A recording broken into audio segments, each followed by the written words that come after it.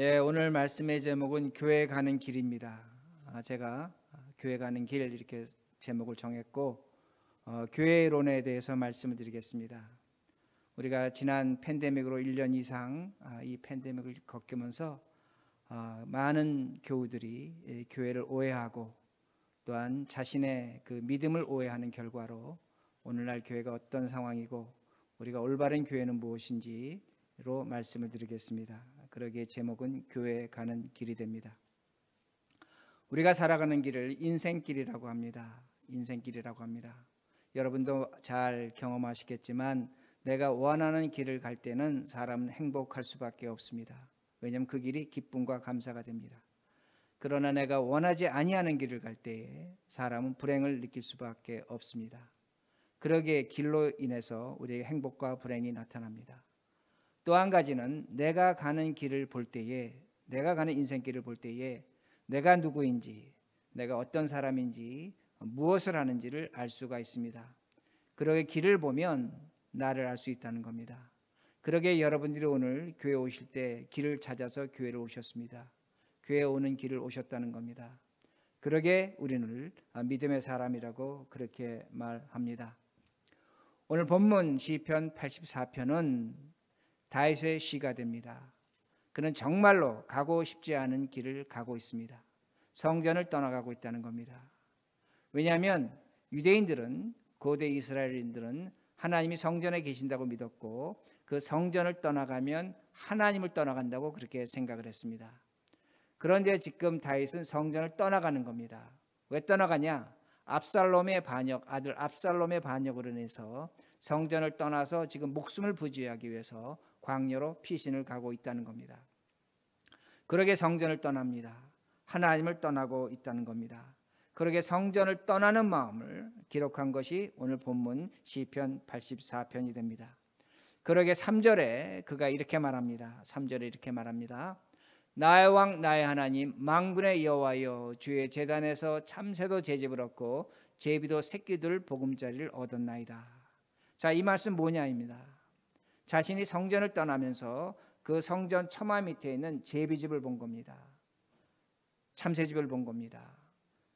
아마 다윗이 평상시에 성전을 드나들었을 때 참새는 시끄러운 새요, 제비는 철새가 됩니다. 언젠간 고향으로 돌아갈 새입니다. 그런데 저 새들은 성전 처마 밑에 있다는 겁니다. 하나님과 함께하고 있다는 겁니다. 그런데 나는 하나님과 함께하지 못하고 성전을 떠나가고 있다는 겁니다. 하나님을 떠나가고 있다는 겁니다.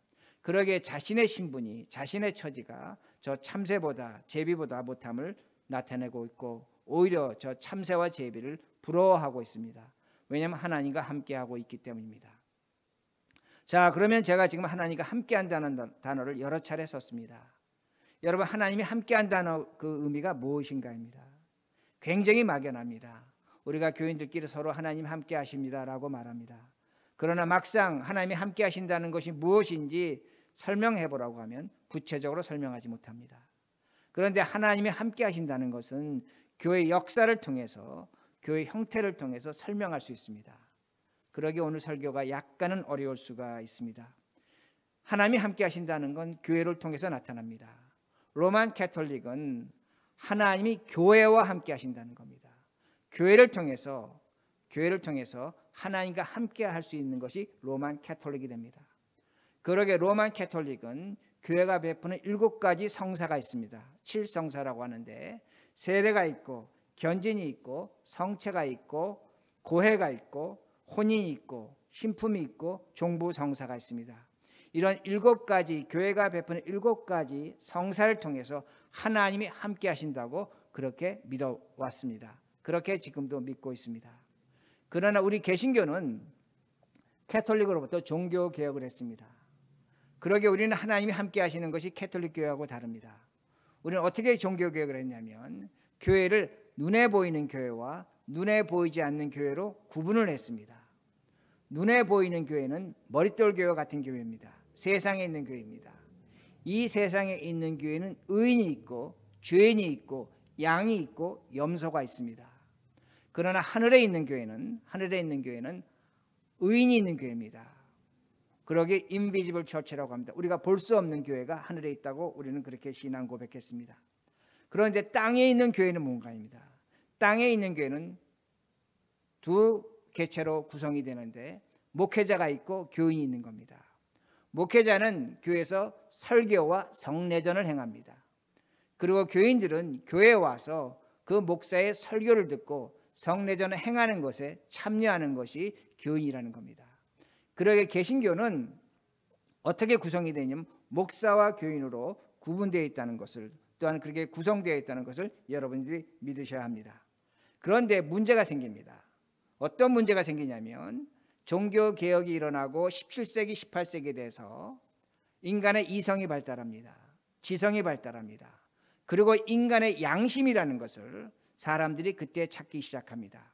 우리는 어떻게 생각하냐면 인간의 양심이 오래된 인간 역사 속에 하나 있는 전통으로 생각하는데 그렇지 않습니다.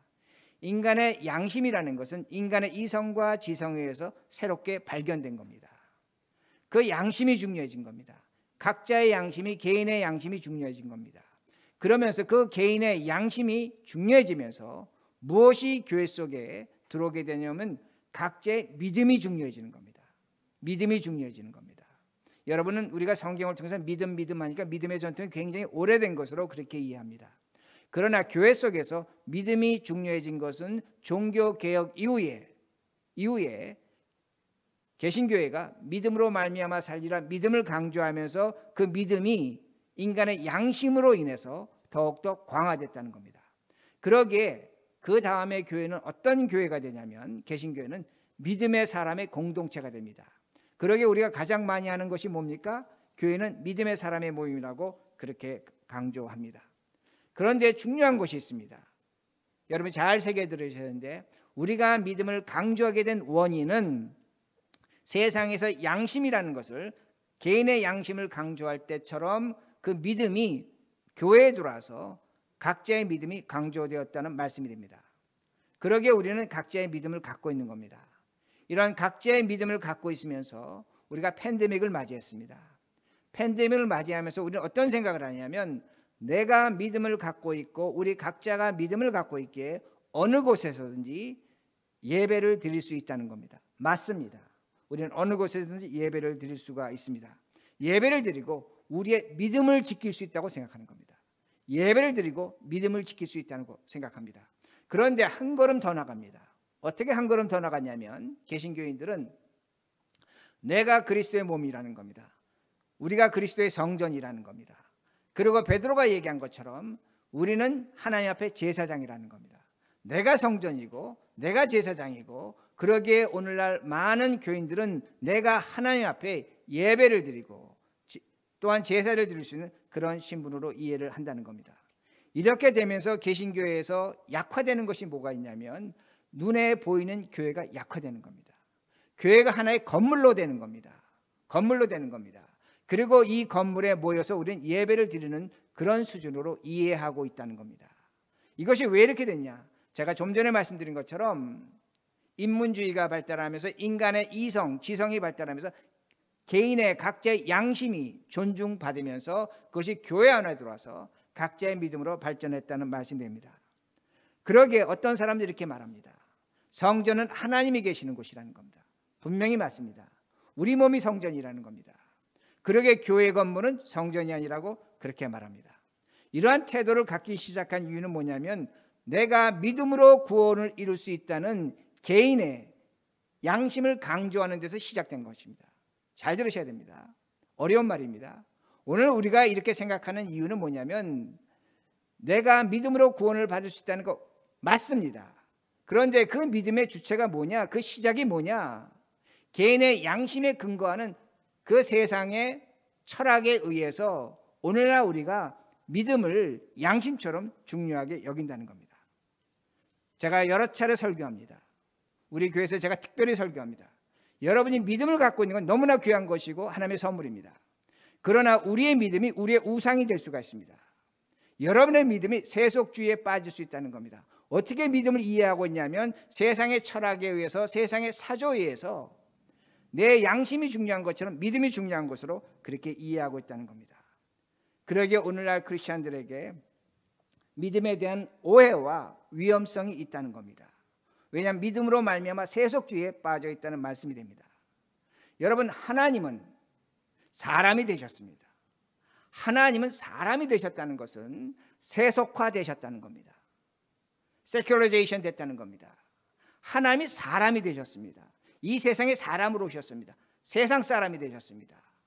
그런데 우리는 그 하나님 예수 그리스도를 믿습니다. 우리 있는 머릿돌 교회는 하늘에 있는 것이 아닙니다.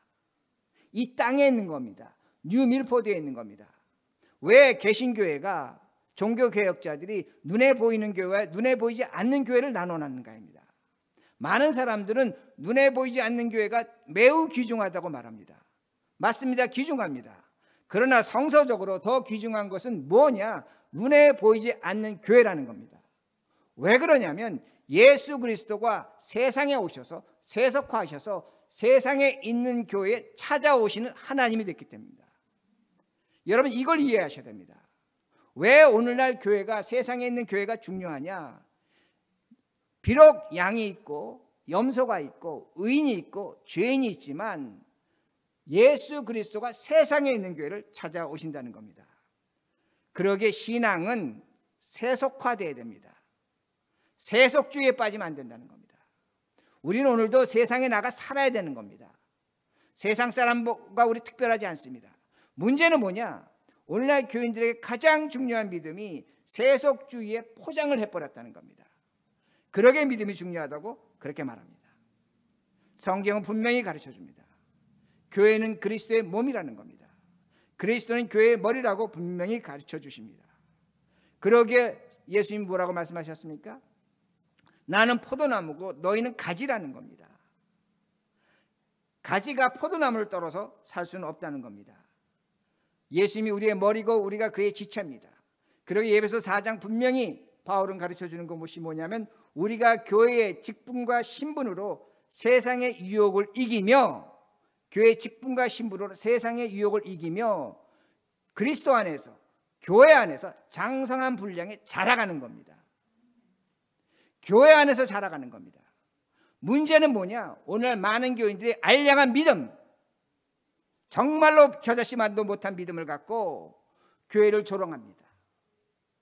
교회 아닌 곳에서 신앙을 얻고 믿음을 가르칠 수 있다고 생각합니다. 그러기에 오늘날 교회가 위기에 빠졌다는 겁니다. 그러기에 여러분의 신앙이 위기에 있다는 것을 기억하시라는 겁니다. 오늘도 개인의 믿음으로 하나님을 만난다? 그건 정말로 웃기는 얘기입니다. 내 믿음으로 하나님을 만난다? 정말로 그건 잘못된 것이라는 겁니다. 그건 개인의 양심을 강조하는 세속주의 철학에 빠진 그 믿음을, 그 양심으로 사는 사람이라는 것을 기억하시라는 겁니다. 우리의 몸은 성전입니다. 우리는 하나님께 제사 드릴 수 있습니다. 그러나 이것은 예수 그리스도로 말미암아 주어진 신분이지 직책은 아닙니다. 문제는 뭐냐? 성경을 오해하고 자신의 믿음을 오해해서 자신의 직책으로 생각하는 겁니다. 그건 정말로 잘못된 것이라는 겁니다. 믿음의 주인은 우리가 아닙니다. 로마서 12장 3절에 분명히 보면 하나님은 각 사람의 믿음의 분량대로 믿음을 나누어 주시는 겁니다. 우리의 믿음의 크기가 자기 크기가 없는 겁니다. 하나님이 주인이시고 하나님이 나눠주시는 겁니다. 히브리서 12장 2절에 믿음의 주인은 예수 그리스도고 그 믿음을 온전케 하시는 이는 그리스도라고 말씀합니다. 우리가 우리의 믿음을 통제한다고 생각합니다. 우리의 믿음을 누군가에 줄 수 있다고 생각합니다. 가르쳐 줄 수 있다고 합니다. 이건 교만입니다. 믿음을 통제하는 건 하나님이십니다.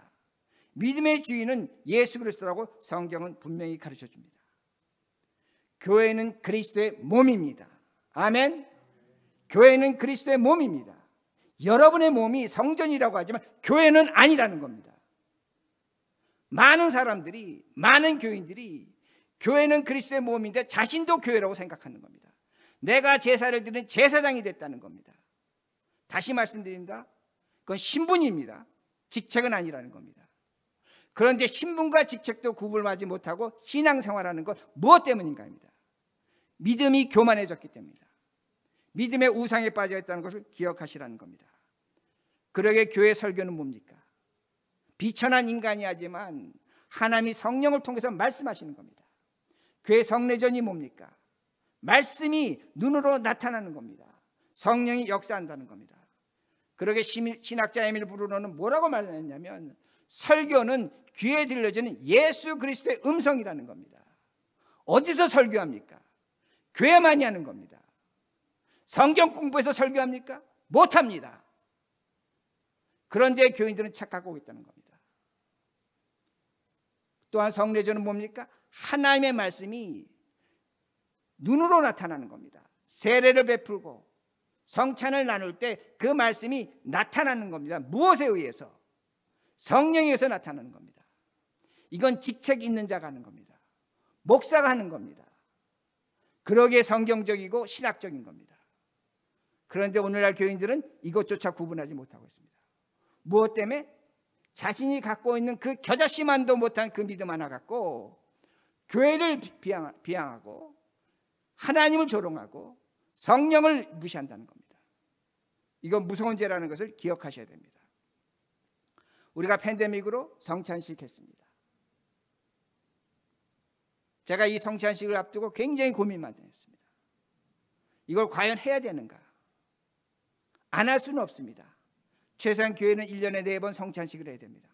원래 제가 법대로 성찬식 한다면 장로님 한 분하고 각 가정을 다니면서 성찬식 나오지 못하는 분에게 성찬을 행해야 됩니다. 근데 팬데믹 때문에 그럴 수도 없었습니다. 교단에서 특별한 지침을 주지도 않았습니다.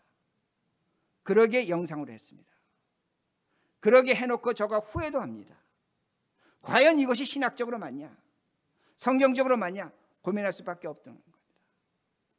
오늘도 많은 교인들이 TV로, 인터넷으로, 영상으로 예배드립니다. 저는 여기에 대해서 전혀 유감이 없습니다. 다양한 매체로 복음을 전하는 수단과 방법이 되기 때문입니다. 우리는 복음을 전할 때 수단과 방법을 사용해야 됩니다. 그러나 기억하시라는 겁니다. 예수 그리스도의 십자가의 죽음과 부활로 주어진 구원은 여러분과 교회라는 겁니다. 그리스도가 십자가에 죽고 우리에게 허락하신 구원의 선물이 교회라는 겁니다. 동시에 여러분이라는 겁니다. 그러기에 구원의 선물이 교회라는 겁니다.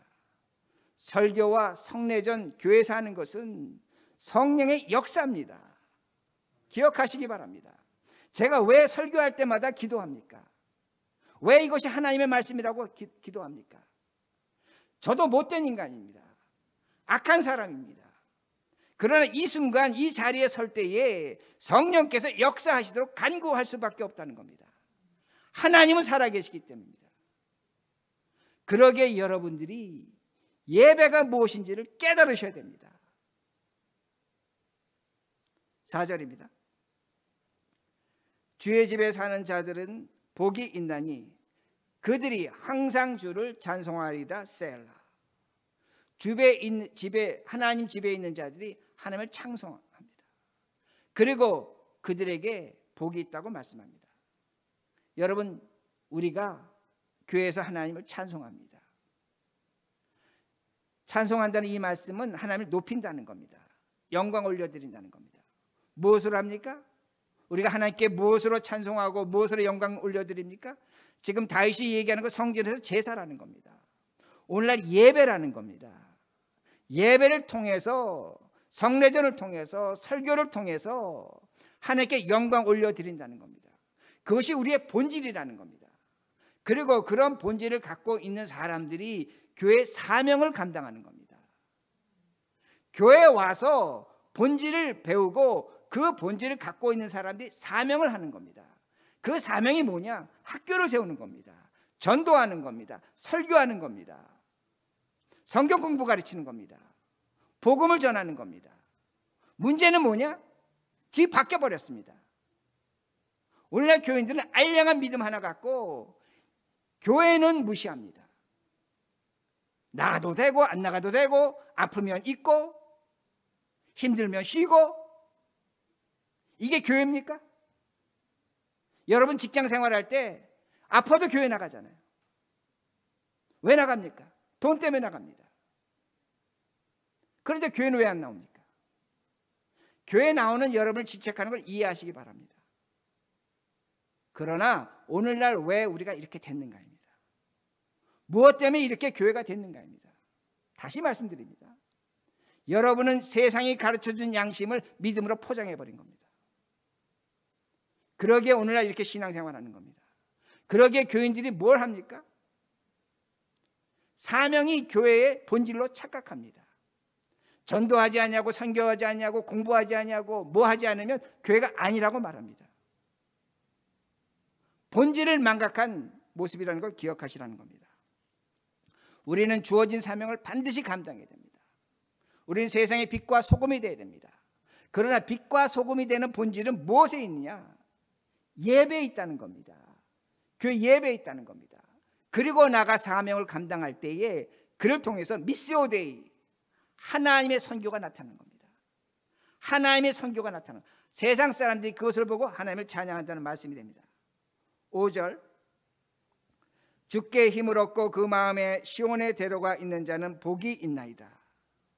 다윗이 성전을 떠나가면서 뭐라고 얘기했냐면, 성전에 있는 자들은 복이 있다고 말합니다. 복이 있다고 말합니다. 6절, 어떤 복인가?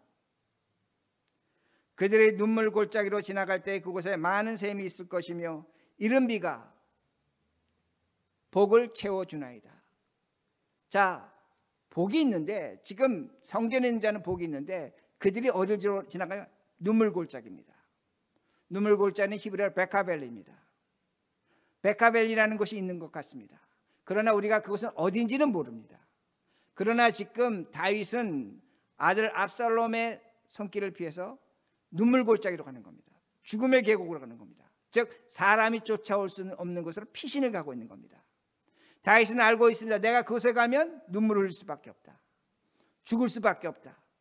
그런데 다윗이 동시에 뭐라고 얘기했냐면, 나는 하나님이 함께하기에, 하나님께 제사를 드렸기에, 성전에 있었기에 뭐라고 얘기했냐면 그 눈물 골짜기가 복의 길이 된다는 겁니다.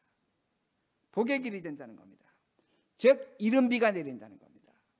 이른 비는 뭡니까? 하나님의 복을 의미하는 겁니다. 샘물이 터지는 겁니다. 하나님이 주시는 능력과 기적이 나타난다고 그렇게 말합니다.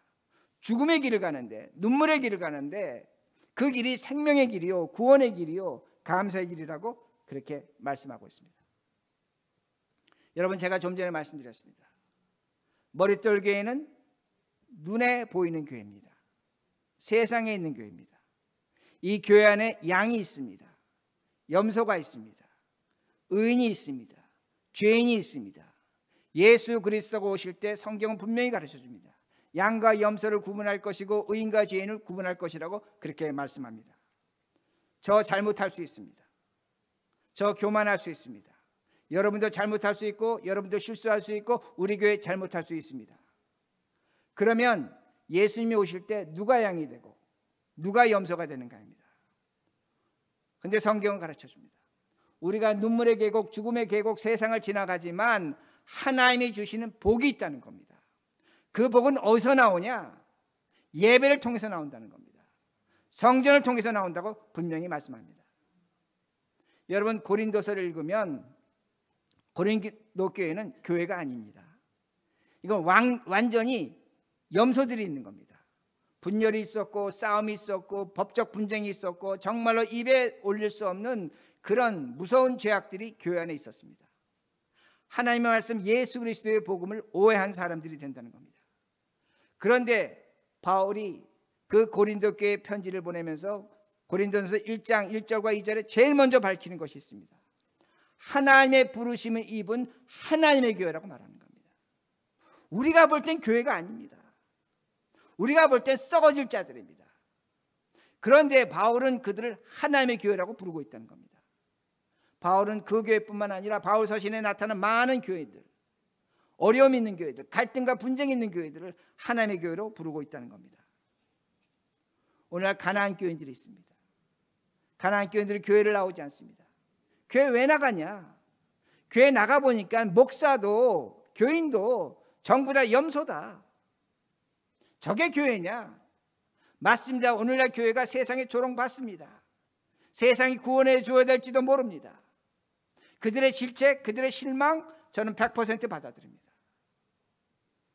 그러나 그들이 주장하는 고린도 교회, 그들의 입장에서는 교회가 아닙니다.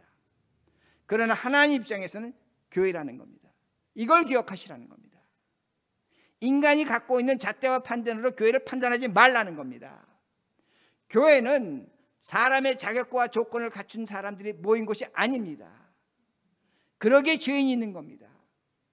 그러기에 염소가 있는 겁니다. 교회는 성령 하나님이 부르시는 사람들이 모인 곳이라는 걸 기억하시라는 겁니다. 오늘도 가나안 교인들 그럴듯합니다. 나는 교회 안 나갈래. 이게 교회야? 썩었어. 목사가 썩었어. 교인이 썩었어. 세상도 이것만도 못해. 다시 말씀드립니다.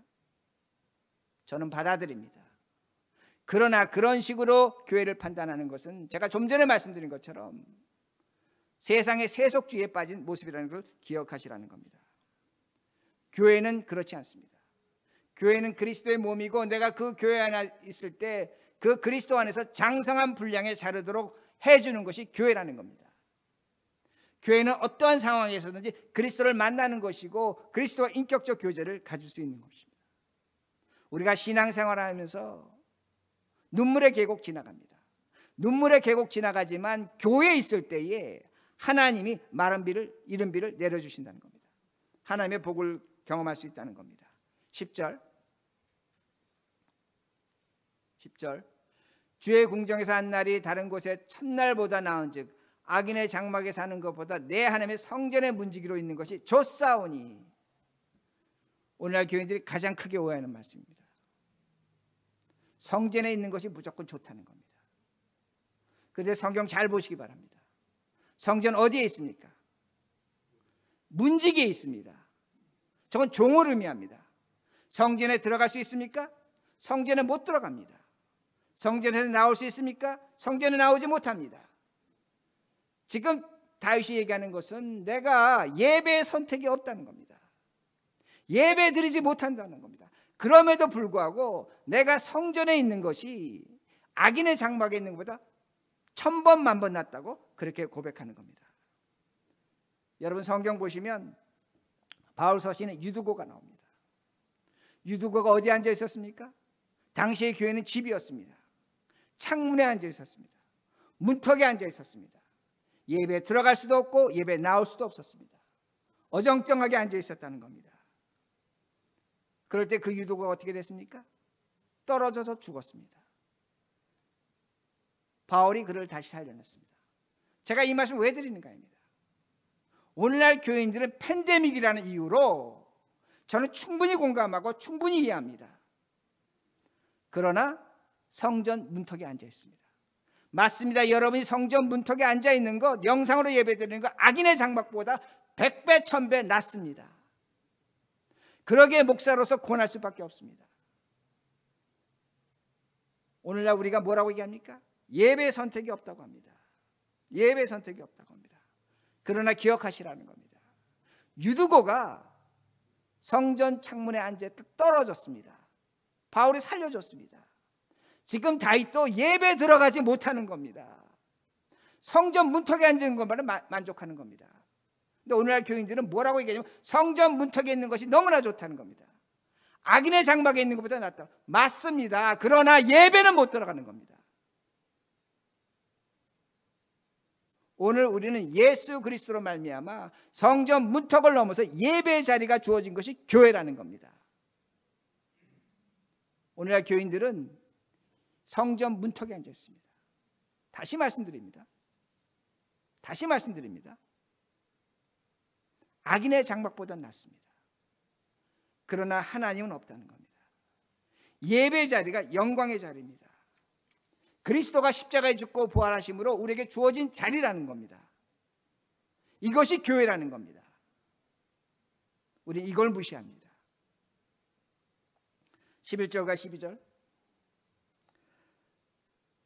11절과 12절입니다. 여호와 하나님 해요 방패이시라. 여호와께서 은혜와 영화를 주시며 정직하게 행하는 자에게 좋은 것을 아끼지 아니하실 것임이다. 12절 만군의 여호와 주께 의지하는 자는 복이 있나이다. 여러분 이거 굉장히 짧은 구절입니다. 그러나 저는 이 성경을 해석하면서 참으로 놀랐습니다. 왜 놀랐냐? 11절과 12절의 짧은 구절에 하나님이 주신 은혜와 영광과 복이 다 들어가 있습니다. 뭐 하는 자에게? 성전에서 예배드리는 자에게, 성전 문턱에 앉아있는 것이 아닙니다. 성전에 들어와서 예배하는 자에게는 하나님 복이 있다는 겁니다. 오늘날 교회는 아주 교묘한 세속주의, 믿음이라는 걸 포장한 거기에 빠져서 교회를 무시합니다. 내가 믿음이 있는데, 내가 신앙생활 했는데, 내가 성령 체험했는데 교회가 뭐가 그렇게 중요한가? 그리고 엉뚱한 짓을 하고 있습니다. 그러나 이것은 죄입니다. 그리스도의 몸을 무시하는 것이고 예수 그리스도의 십자가의 구원으로 주어진 그 구원 자체를 조롱한다는 말씀입니다. 여러분이 정상적으로 신앙생활 하셔야 됩니다. 정상적으로 신앙하시고 복을 받으시라는 말씀이 됩니다. 제가 이런 소리는 별로 안 합니다. 그러나 이건 저의 경험도 되고 제가 목회자로서 많이 지켜본 겁니다. 사람은 인생 살다 보면 직업이나 사업으로 평탄하지 않습니다. 가정의 문제, 여러 가지 문제로 굴곡이 있습니다. 올라갈 때 있고 내려올 때 있습니다. 그런데 저는 한 가지를 경험했습니다. 한 가지를 보고 있습니다. 교회를 사랑하는 사람, 교회에 발걸음하는 사람, 삶에 어려움이 있죠. 힘든 게 있죠. 그러나 하나님이 그들에게 결론적으로 주시면 항상 편탄한 길을 주신다는 겁니다. 저는 교회를 사랑하는 사람이 그렇게 크게 어려움 당하는 건 보지 못했습니다. 어려움이 없다는 건 아닙니다. 그러나 그 어려움을 이겨낸다는 겁니다. 여러분, 우리 세상에서 최선을 다해야 됩니다. 여러분의 주어진 직책, 직무, 사업 최선 다하시기 바랍니다. 그러나 우리의 최종적 선택은 교회입니다. 오늘 여러분의 최종적 선택은 뭡니까? 제가 교회라고 얘기하면 여러분들 오해합니다. 그래서 제가 가장 하기 싫어하는 설교 중에 바로 이겁니다. 오해를 하기 때문에 설교를 할 수가 없습니다. 그러나 저는 이제 모든 걸 얘기할 겁니다. 군대 가면 병장이 하고 싶은 거 다 하는 것처럼 다 할 겁니다. 여러분, 여러분의 최종 선택이 돈, 자식, 건강? 여러분, 아닙니다. 여러분의 최종 선택이 교회가 되어야 됩니다. 교회가 될 때 하나님이 복을 주십니다. 그리스도의 몸, 교회를 사랑하는 사람은 하나님이 그 몸을 사랑하십니다. 어떻게 교회를 사랑하지 않냐고, 어떻게 하나님 있는 거 사랑하지 않냐고, 어떻게 하나님이 복을 받겠다고 이야기할 수 있는 겁니다. 여러분, 신앙생활 바르게 하셔야 됩니다. 여러분이 교회에 나오는 길을 고치셔야 됩니다. 나와도 되고 안 나와도 된다. 질병으로, 건강으로 안 나올 수 있습니다. 그건 이해합니다. 그러나 다른 이유로 내가 교회도 나가도 되고 안 나가도 돼? 이건 믿음이 없는 겁니다. 믿음 없는 겁니다. 분명히 기억하시기 바랍니다. 여러분이 정말로 하나님의 복을 받기 원하신다면, 정말로 하나님이 주신 복을 받기 원하신다면 그리스도의 몸 교회를 사랑하시기 바랍니다. 교회의 머리 대신 예수 그리스도 안에서 머무시기 바랍니다. 이것이 복입니다. 이렇게 살아가는 우리 모두가 되기를 간절히 바랍니다.